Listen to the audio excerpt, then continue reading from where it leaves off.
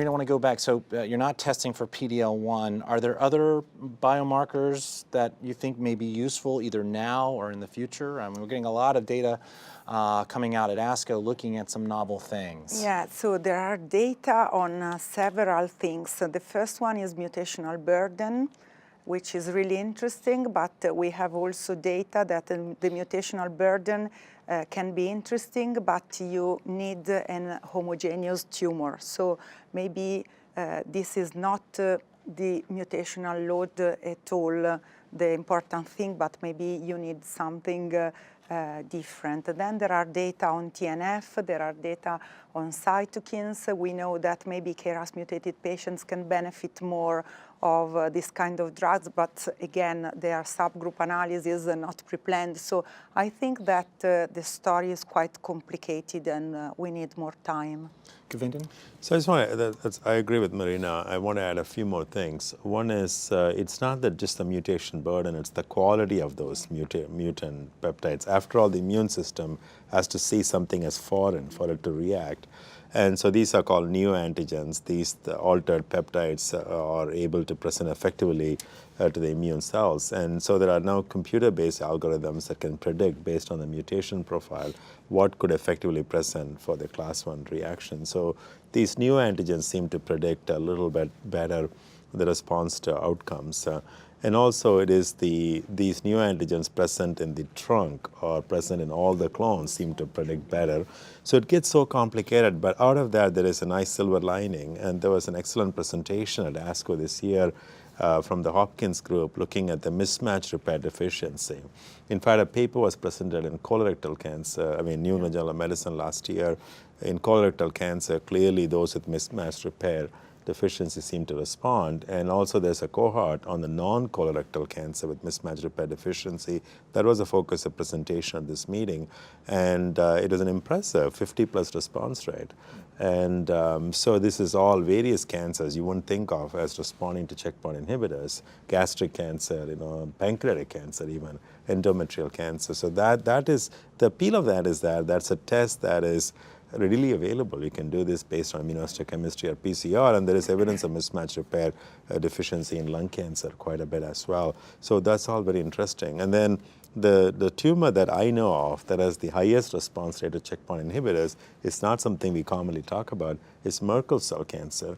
The reason is that these have a viral expressed antigens and they have the highest response to PD-L1 inhibitors. So a lot of these viruses get integrated on our genome, and so it may be unearthing that. And then there were excellent papers yesterday looking at the T-cell receptor clonal rearrangement, both in the tumor and the peripheral blood, that can select patients who would respond better to these things. It's really a fascinating field.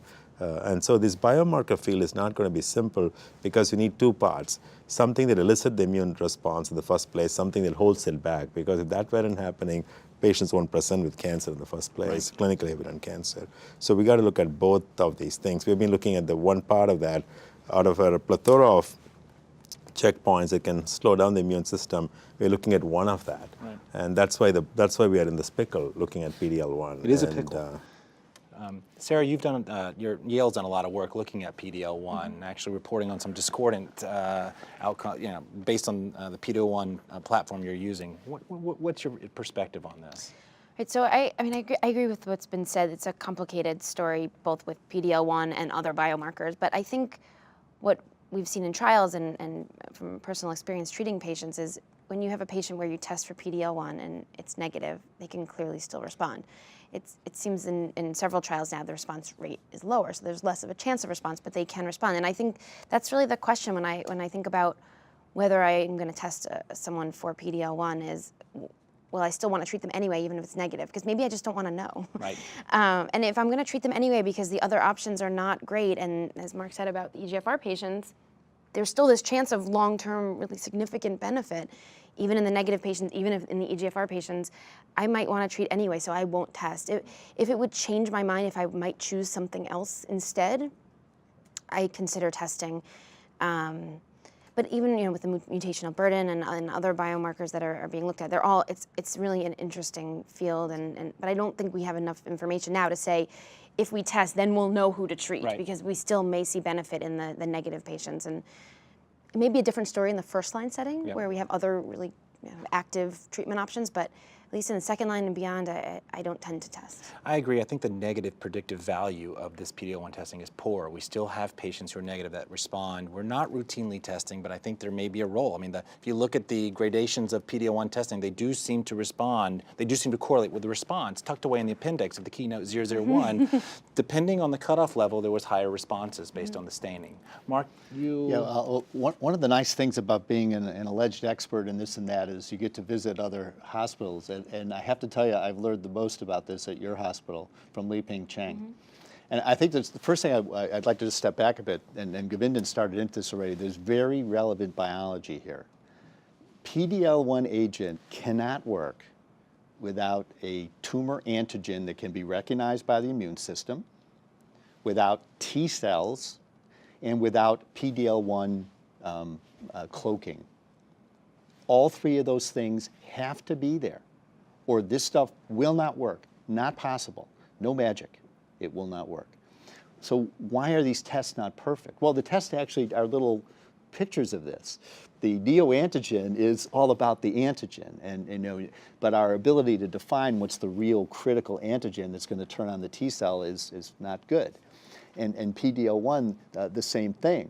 We don't have a robust way of doing that, and of course we don't understand at all the T cell, how to get the right cytotoxic T cell there.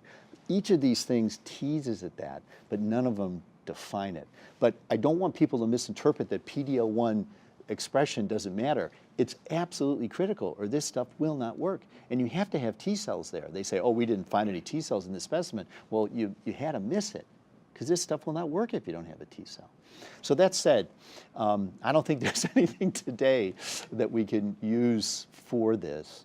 All of these things, they enrich, but they don't predict. If I can add one more thing, this is also to make matters more complicated. This is a very dynamic marker. So the PD-L1 negative tumor can become PD-L1 positive, and also it can be present in one area, not in other areas. So all these things add to that. That's the other thing I saw up there. They have all these beautiful pictures of this tumor's tissue, and the PD-L1 is like a little, it's like a little edge. And everything else is, negative. Right. And then if you biopsied it, you were going to biopsy that huge thing in the middle, and you would have totally missed the PD-L1. But the PD-L1 expression does enrich patients for It response. does. It does. That's, I think, And if it is dynamic, that we miss it, that's why those negative patients are responding. Yeah. So we are missing it in certain situations. And then, of course, you need the neoantigen or the neoepitope for the antigen. I think there's a lot of work to be done. It's very exciting at ASCO to see some of the work that's coming down looking at this. What a complicated story. And I think that it'll take some time to tease out what's going on. But certainly there's a lot of good work going into trying to define those patients most likely to respond, but just as important, trying to look at why patients aren't responding. And I think that's where combination strategies come in handy. And this is a nice segue in here to our final section here.